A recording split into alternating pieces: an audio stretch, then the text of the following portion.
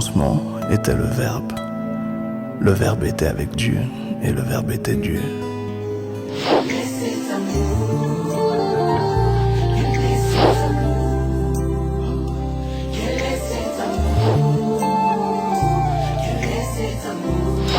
Oh, quel est cet amour? Quel est cet amour?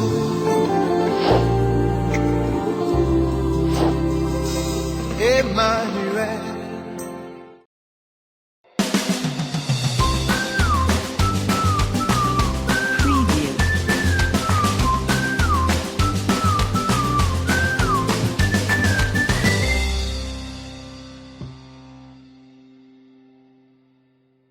Je voudrais qu'on lise deux textes. Genèse, le 12e chapitre, du 1er verset au 4e. Genèse, chapitre 12, du 1er verset au 4e. Ensuite, nous lirons les psalmistes, le 61e chapitre, du 2e au 5e verset. Dans certaines versions, ça sera du 3e au 6e. Vous allez seulement suivre. Le 61e chapitre du psaume, du 2e au 5e verset. Pour la première partie, nous lirons cela et nous pourrons continuer. Si vous avez trouvé, si vous êtes d'accord, nous pourrons lire les livres de commencement. Vous êtes d'accord? Je peux lire? Je peux lire? Genèse chapitre 12, la partie du premier verset, la Bible dit, l'Éternel dit à Abraham, il est encore Abraham, pas Abraham, va-t'en de ton pays, de ta patrie et de la maison de ton père, dans le pays que je te montrerai, au lieu que je t'indiquerai. Je ferai de toi une grande nation et je te bénirai. Je rendrai ton nom grand et tu seras une source de bénédiction. Je bénirai ceux qui te béniront et je maudirai ceux qui te maudiront. Et toutes les familles de la terre seront bénies. Béni en toi. Verset 4, Abraham partit.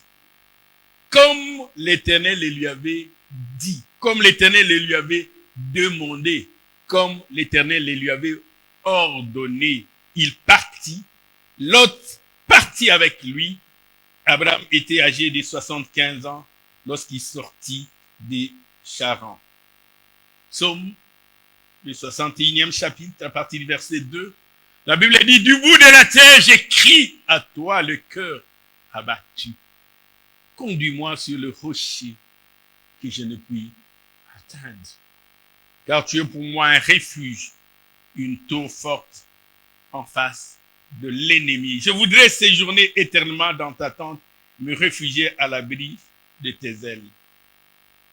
Car toi, ô Dieu, tu exauces mes vœux et tu me donnes l'héritage de ceux qui craignent ton nom. Est-ce qu'on peut acclamer les seigneurs? J'ai beaucoup aimé les cantiques de la chorale tout à l'heure du pasteur Lolombo. Conduis mes pas. Notre thème de ce jour est intitulé « Conduis-moi sur le rocher élevé. Conduis-moi sur le roc élevé. » J'aimerais qu'il nous réchante juste une portion de ces cantiques de Lord Lombo. Conduis mes pas, juste une portion, et puis nous allons continuer. Si vos voix ne sont pas encore cassées, nous tirons notre thème du livre de Psaumes. Conduis-moi sur le roc élevé. Amène-moi sur des dimensions élevées. Amène-moi sur des positions élevées. Amène-moi dans une situation espérée, mais que je n'ai pas encore entendue. Amène-moi vers l'accomplissement des prophéties. Dieu m'avait dit, voici ce que tu seras. Mais ces choses promises tardent encore à venir. Seigneur, de moi-même, je ne pourrai pas. Est-ce que tu peux me conduire sur ce rocher élevé que je ne puis atteindre moi-même?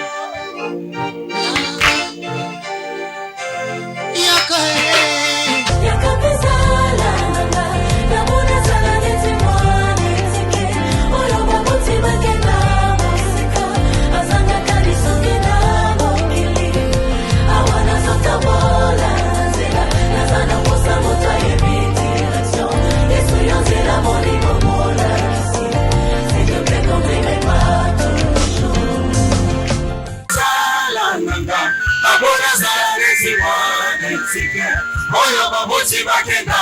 mosika azangata lisukila moki awana sotambola na nzela nazala posa moto yebi direction yeshia zela molibomola ici s'il te plaît continue pas tous les jours.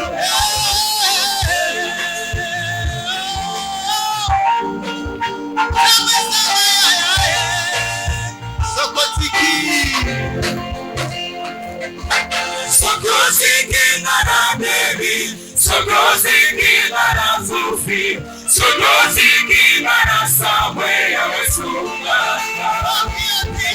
Sokoziki na baby, sokoziki na Sophie, sokoziki na Samuel Wesunga. Sokoziki na baby, sokoziki na Sophie, sokoziki na Samuel Wesunga.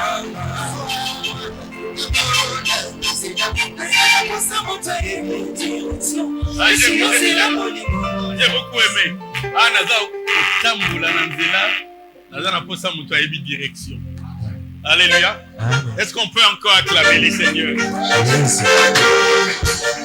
qu'on peut encore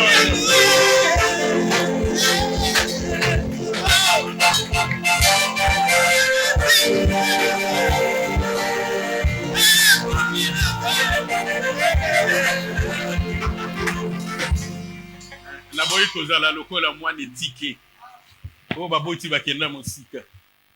Alléluia. Conduis-moi sur le rocher élevé. Et ces rochers élevés, il est tellement élevé que je ne peux l'atteindre moi-même. Ce que le psalmiste dit et ce psaume est attribué au roi David. Mais dans le premier texte, nous allons lire d'autres certainement après. Dieu s'adresse à Abraham. Il lui quitte ta patrie. Va au lieu où je t'indiquerai. Dieu veut bénir Abraham. Il fait des promesses à Abraham. Il dit, je ferai de toi une grande nation. Mais ça viendra après. Il dit, je ferai de toi une source de bénédiction. Mais ça viendra après. Il dit, je bénirai ceux qui te béniront. Ça viendra après. Mais d'abord, Abraham, Dieu dit, quitte ta patrie.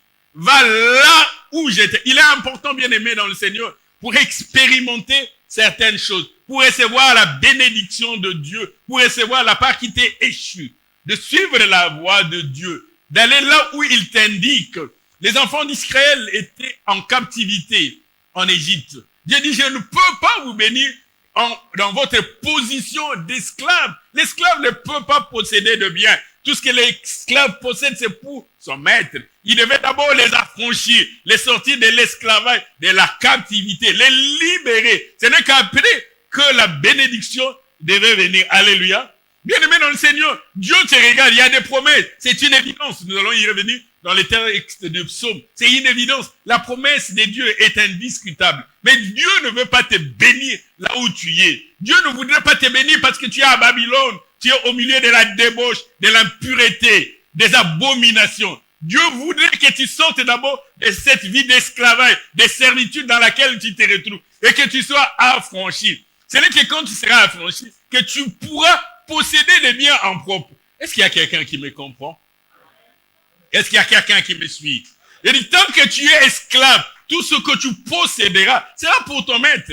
Tu peux avoir les enfants. Ces enfants vont s'ajouter au nombre des esclaves du maître.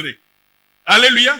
Et donc, pour que tu possèdes des biens en propre, tu dois d'abord être affranchi. Parce que toi-même, tu es compté comme un bien. Le bien du maître.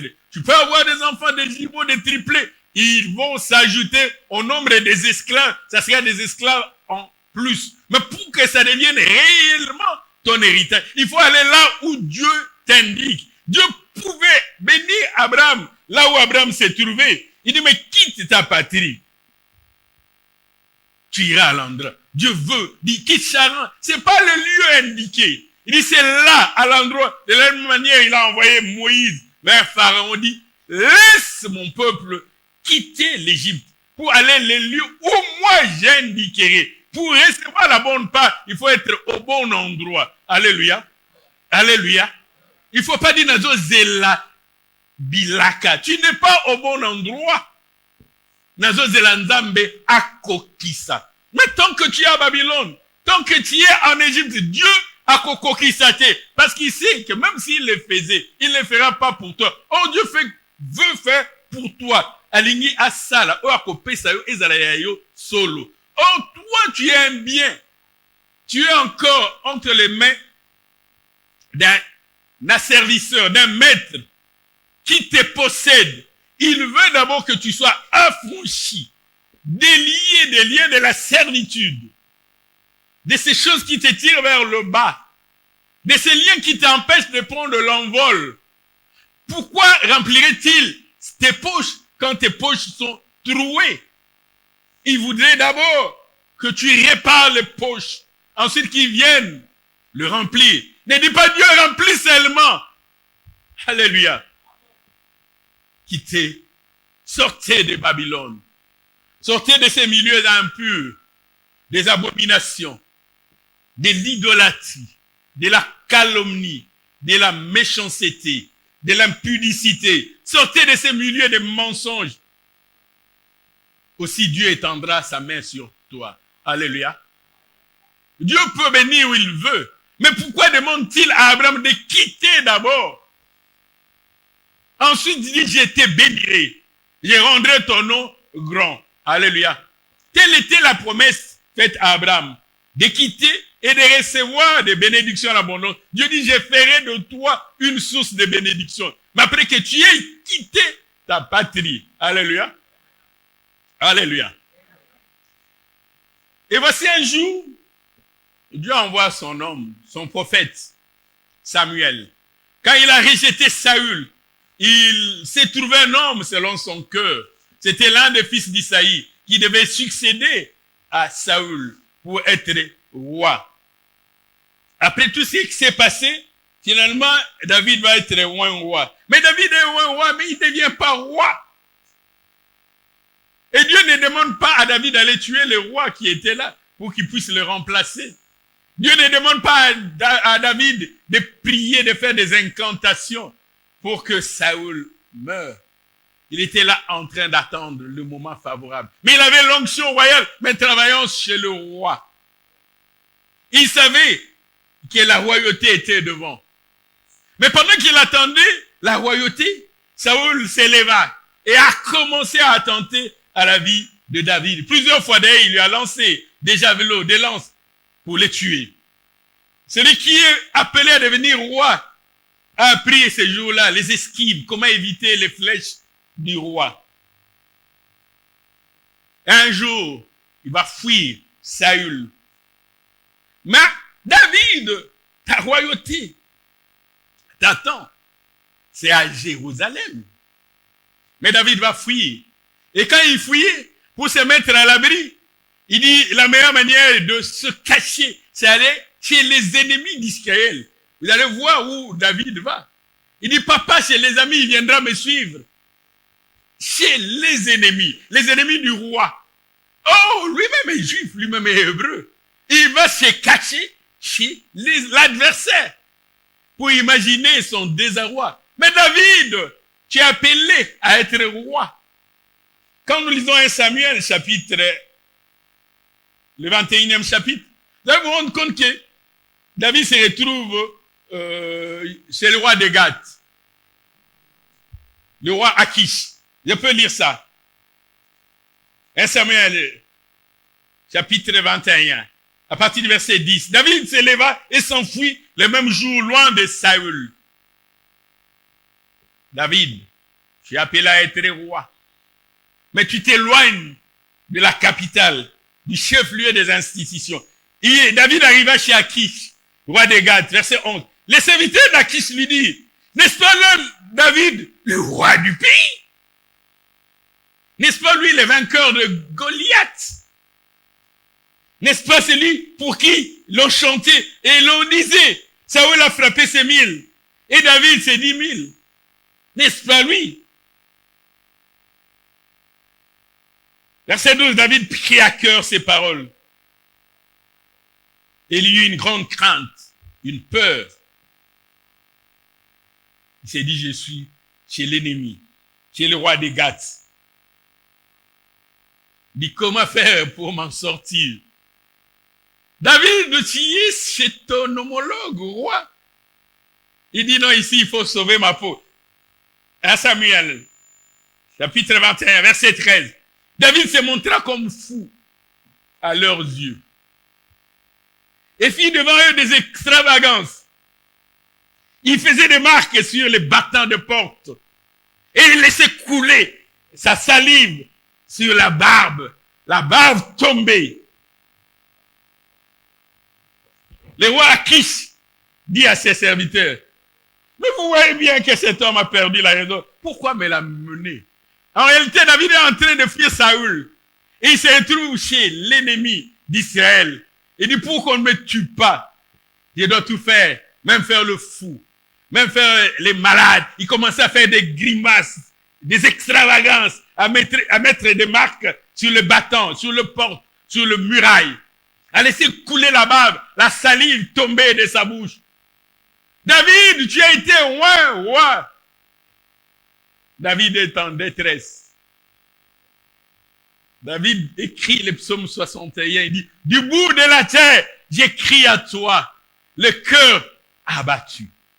Dans la détresse, dans la désolation, dans l'abattement, dans le désarroi, dans la peine, dans l'affliction, dans les remords.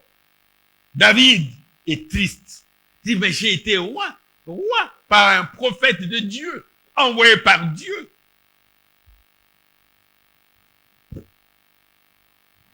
Et il était tellement en détresse, il est en train de dire, est-ce que cette royauté ne ressemblait pas à la vision qu'on avait donnée à Moïse pour entrer à la terre promise?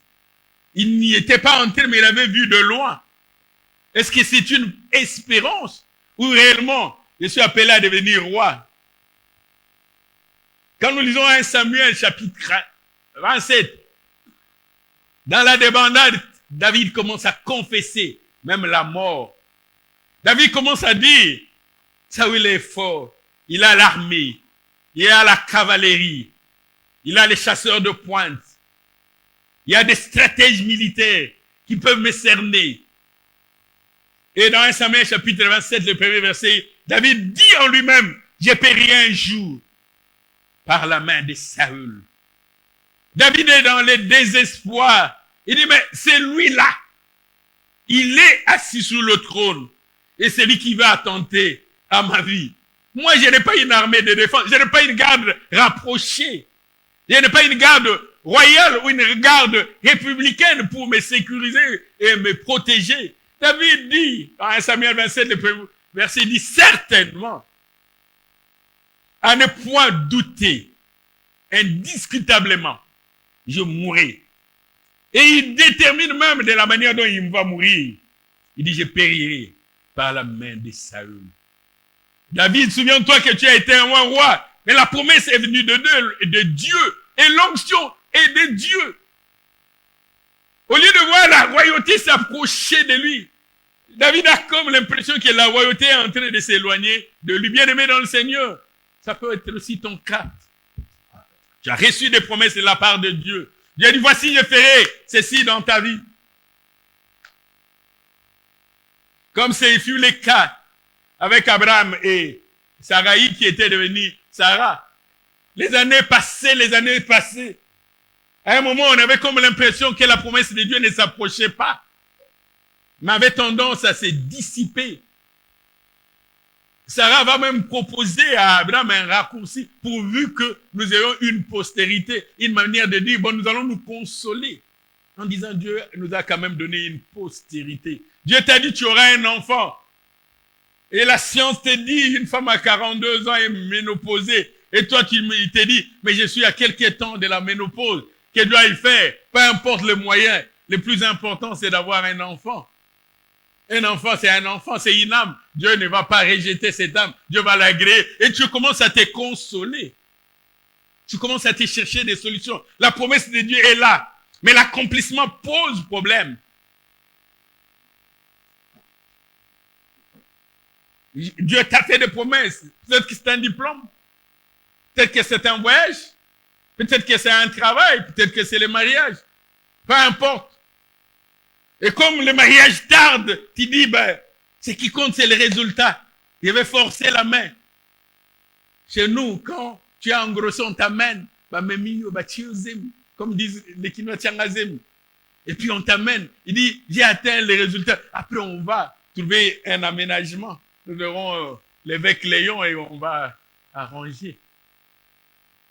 Du bout de la terre, j'écris à toi.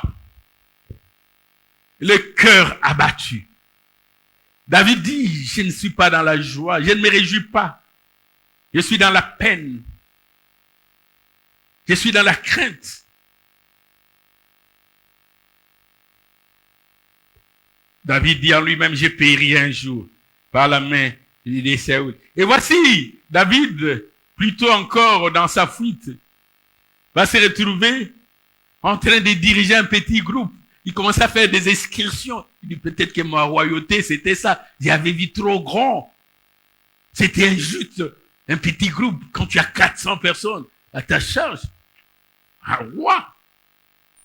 Dans 1 Samuel chapitre 18, verset 30, on montre David avec les princes des Philistins. Et David, bien sûr, avait du succès. Mais il était devenu comme un guide, organisateur des excursions, des randonnées, des sorties. Dès quand vous voulez atteindre Kikole ou Maluku par le fleuve, je sais par quel versant passer.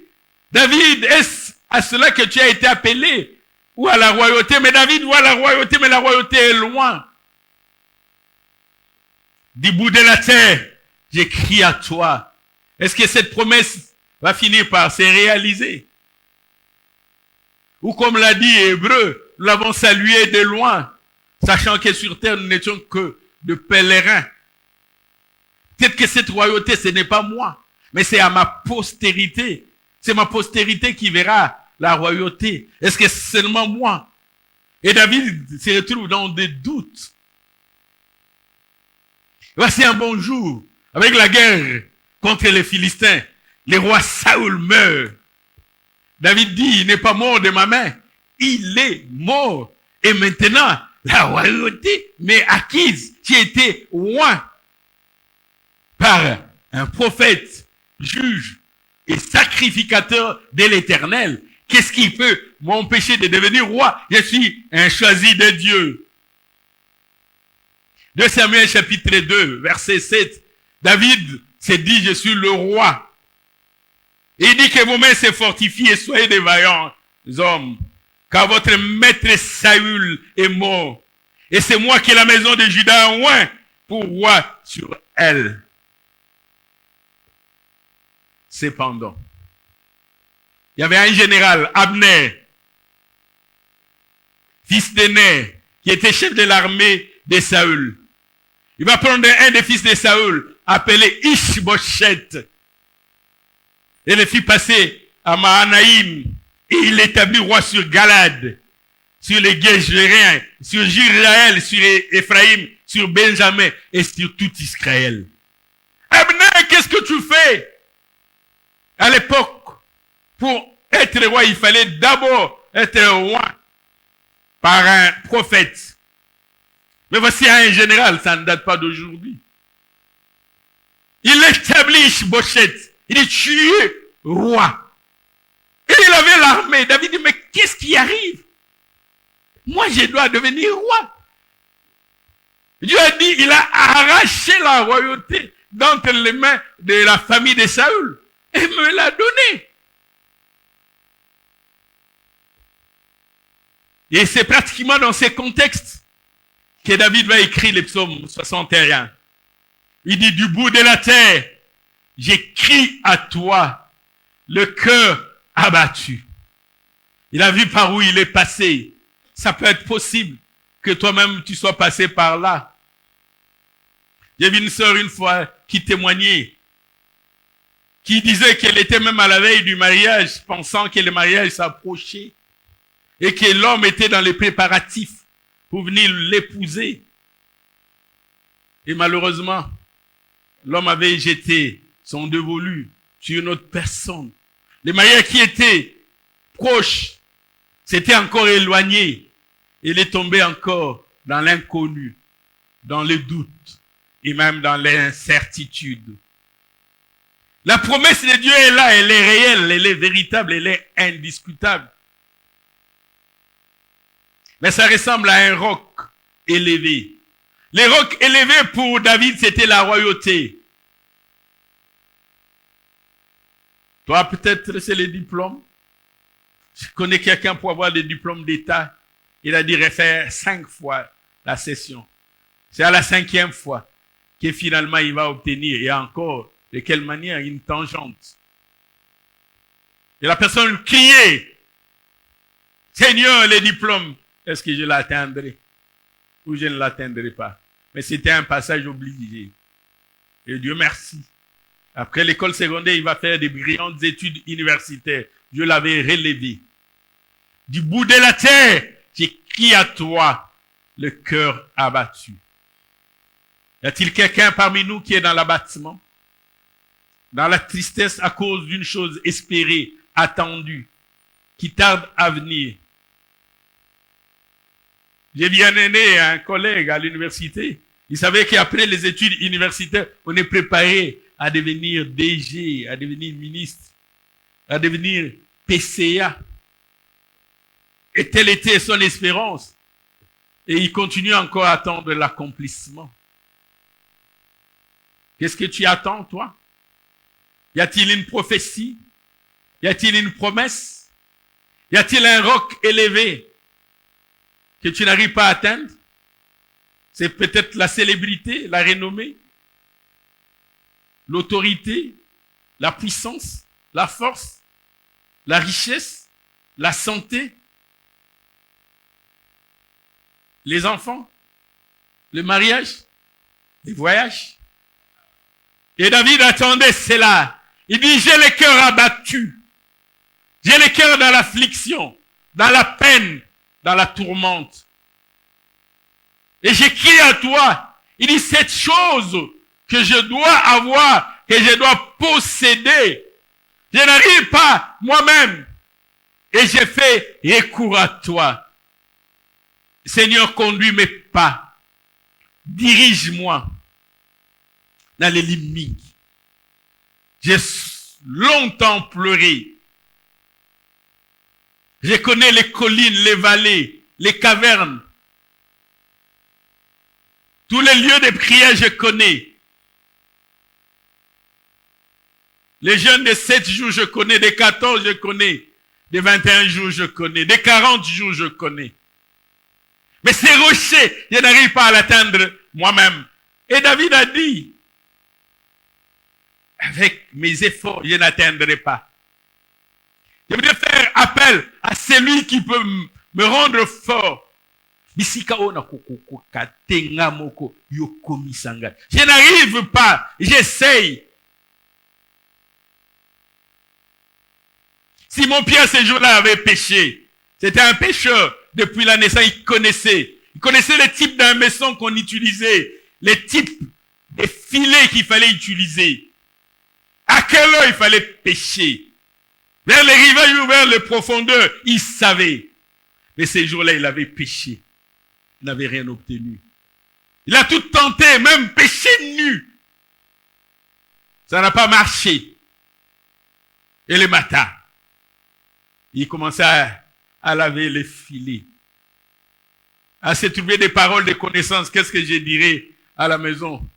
Les jours se suivent, mais ne se ressemblent pas.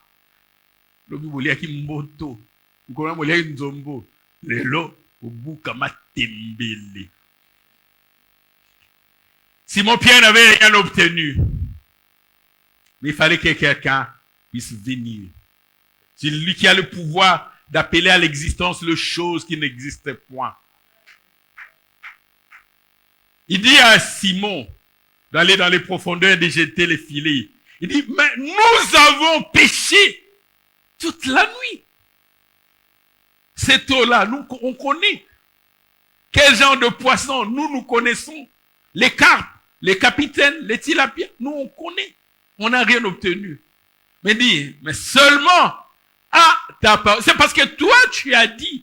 Et David a besoin de quelqu'un qui lui dise, qui lui tienne la main. Il dit, monte, je te soutiendrai. Conduis mes pas, Seigneur. De moi-même, je n'arriverai pas. Je tâtonne. Conduis mes pas.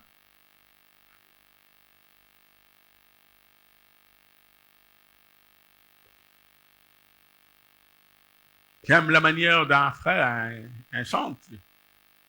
Denis, qui dit, je n'arrive pas moi-même. Je viens, toi là, conduis-moi. En tout cas, moi, je ne me dirige plus. Conduis-moi sur les rochers élevés. Et le psalmiste David peut faire utiliser le verbe conduire. Il pouvait dire, Seigneur, reprécise ta pensée. Éclaire-moi, est-ce que j'avais bien compris? Parle-moi de nouveau. Non, j'avais bien compris. La promesse est certaine, elle est indiscutable. Mais elle ne se réalise pas. Il dit, Seigneur, conduis-moi. Il dit, conduis-moi. Pour dire, mener une personne d'un endroit à un autre. Là où je suis, ce n'est pas la destination. Mais je voudrais que tu me mènes d'un endroit à celui de la promesse. Que ce soit toi qui puisses me diriger. Peut-être que je prends le mauvais chemin. Montre-moi le bon. Peut-être que je prends la mauvaise direction. Oriente-moi. Peut-être que je me conduis moi-même. Pilote-moi. Ou au moins escorte-moi. Là, au moins, je saurai que je suis avec toi. Et je suis avec les guides. J'aime beaucoup cette manière de parler de Moïse. Quand Dieu lui demande de sortir, il dit, Dieu, moi là, je connais d'où je viens. Pharaon, je connais. J'ai vécu dans la maison. Sa cavalerie, je connais. Les types d'armes qu'il utilise, je connais. Son chef d'état-major général, je connais. Dit pour partir avec toi. Si tu ne viens pas avec nous, nous on n'ira nulle part. Alléluia. Il dit, avec toi, marche avec nous. Là au moins on est rassuré. Tu es là, ah ok. Tu es encore là, ok. Alléluia. Qui marche avec toi. Exode 33, verset 14. Exode, chapitre 33, verset 14. L'Éternel répondit, je marcherai moi-même avec toi. Et je te donnerai du repos. Verset 15, Moïse lui dit, si tu ne marches pas toi-même avec nous, ne nous fais point partir d'ici. Si tu ne marches pas avec nous. Je sais comment réagit cet homme-là. J'ai vécu dans sa maison. Même un couvert mal placé, je connais sa réaction. Son plat préféré, il ne le trouve pas, je connais comment il réagit. Et maintenant, nous, la main d'œuvre abondante et gratuite à son service, nous partons. Tu sais comment il va réagir? Avec nous. Alléluia. Que c'est intéressant de marcher avec lui. C'est intéressant d'être à sa compagnie.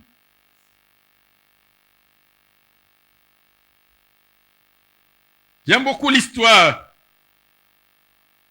de cet eunuque éthiopien qui était ministre de Candace, reine d'Éthiopie. Et qui sur son chemin était en train de lire les livres du prophète Ésaïe. Il lisait, mais ne comprenait pas grand-chose. Et un ange de l'Éternel survint à Philippe qui lui dit, lève-toi, va du côté de midi sur les chemins qui descendent de Jérusalem à Gaza. Dieu avait donné une mission à Philippe.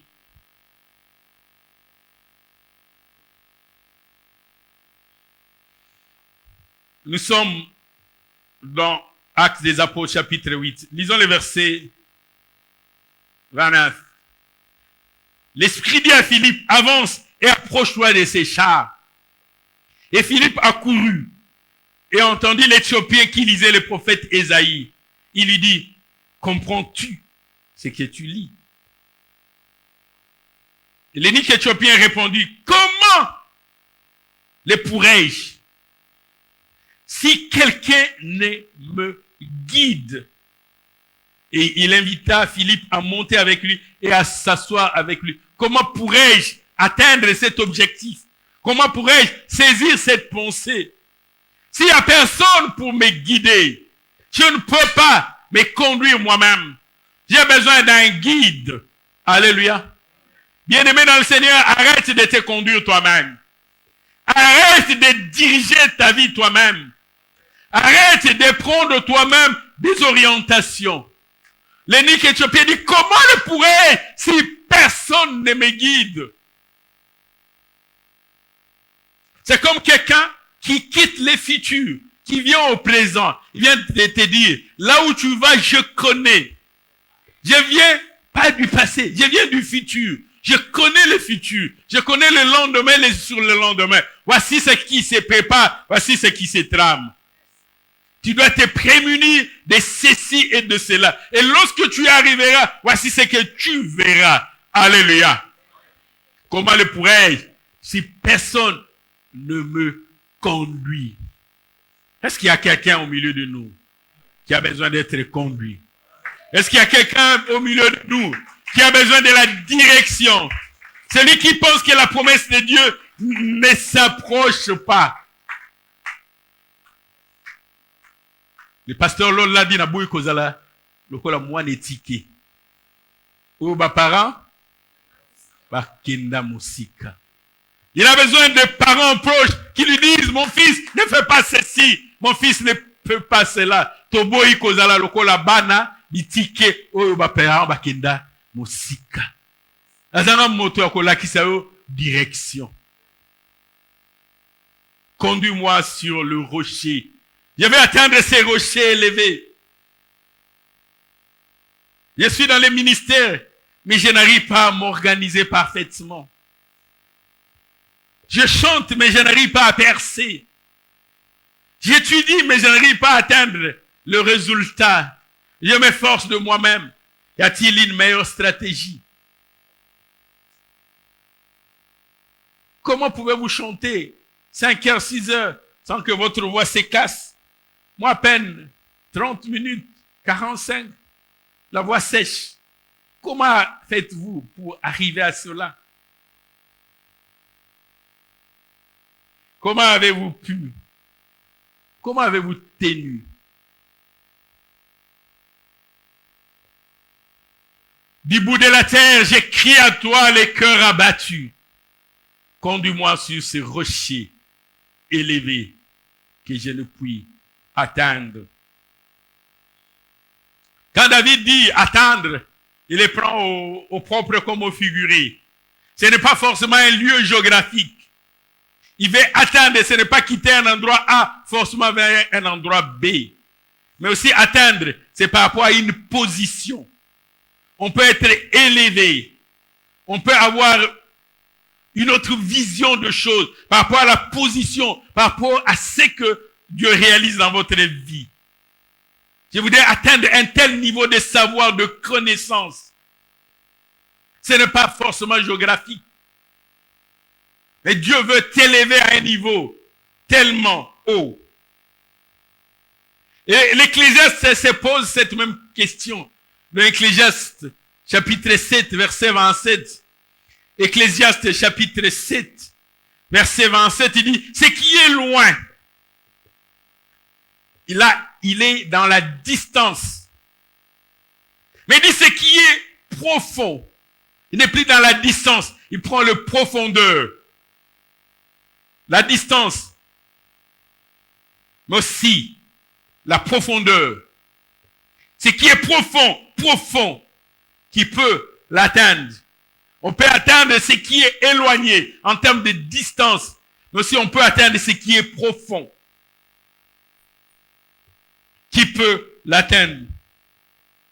Et le psalmiste dit dans le psaume 139, le 6e verset, il dit, une science aussi merveilleuse, elle est au-dessus de ma portée.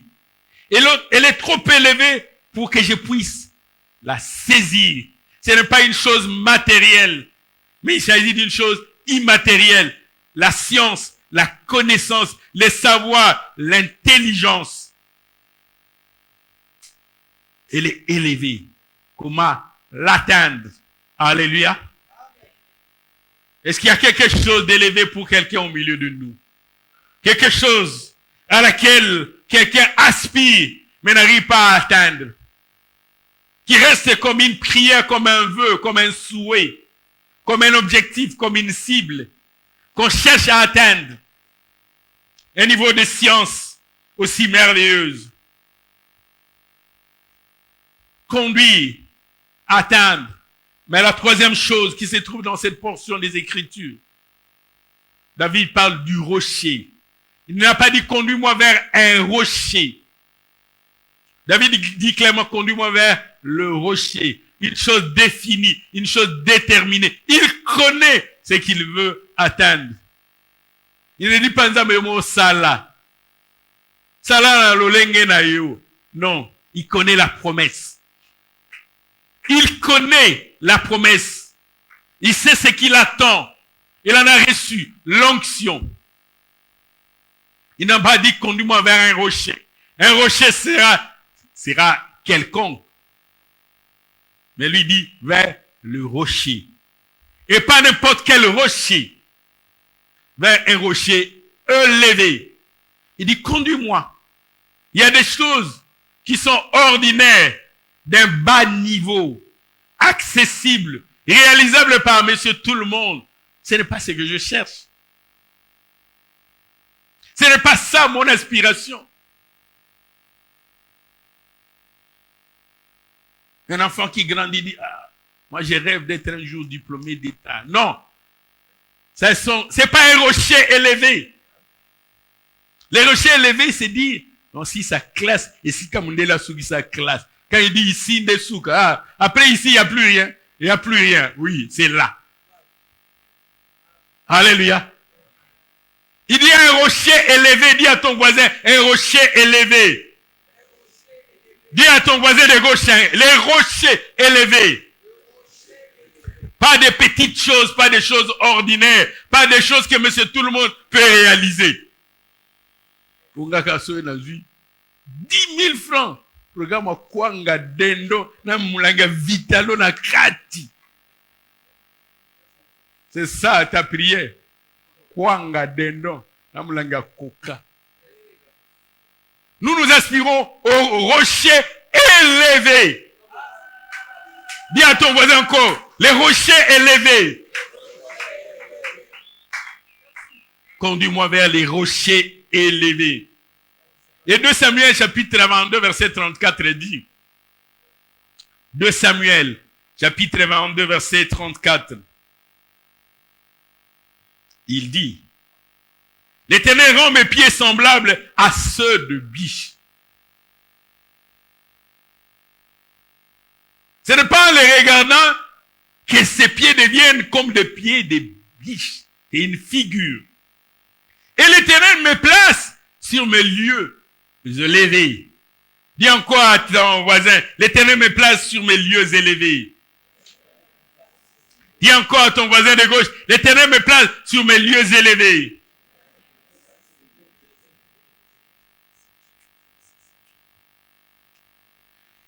Et le même psalmiste, nous allons prendre un moment de prière tout à l'heure avec la chorale. Le même psalmiste dit dans le psaume 18, verset 33, il dit, l'Éternel rend mes pieds semblables à ceux de biche. Quand vous me voyez là, vous ne me regardez pas comme l'Éternel me regarde. L'Éternel a déjà rendu mes pieds semblables à ceux de biche. Si vous avez les yeux de l'esprit, en regardant mes pieds, vous verrez mes pieds sont semblables à ceux de biche. Et l'Éternel m'a déjà placé sur mes lieux élevés. Alléluia. Regardez mes pieds, dites, mes pieds sont semblables à ceux de biche. Répétez cela après moi. En regardant mes pieds, dites, mes pieds sont semblables à ceux de biche. Répétez cela. En indiquant mes pieds, bien sûr. En montrant mes pieds. L'Éternel rend mes pieds semblables à ceux de biche. Et il me place sur mes lieux élevés. Et avec David, nous allons encore dire, du bout de la terre, j'écris à toi, le cœur abattu. Conduis-moi sur mes lieux élevés que je ne peux atteindre moi-même. Conduis-moi sur ces rochers élevés. Conduis-moi sur le roc. Seigneur, est-ce que tu peux entendre ma prière que j'ai faite en ces lieux? Est-ce que, Seigneur, est-ce qu'on peut se tenir debout? Nous allons prendre juste quelques moments de prière. On se tient debout et nous allons prier. Seigneur, entends ma prière. Seigneur, entends ma voix. Du bout de la terre, j'écris à toi, les cœurs abattus, les cœurs en désarroi, dans la tristesse, dans la peine, dans la souffrance, dans le pleur, dans les grincements des dents. Oh Dieu, je crie à toi. Est-ce qu'il y a quelqu'un qui peut crier à toi? Quels sont les rochers que tu n'arrives pas à atteindre? Est-ce qu'il y a quelqu'un? On se tient debout tous, on se tient debout. Tenons-nous debout tous.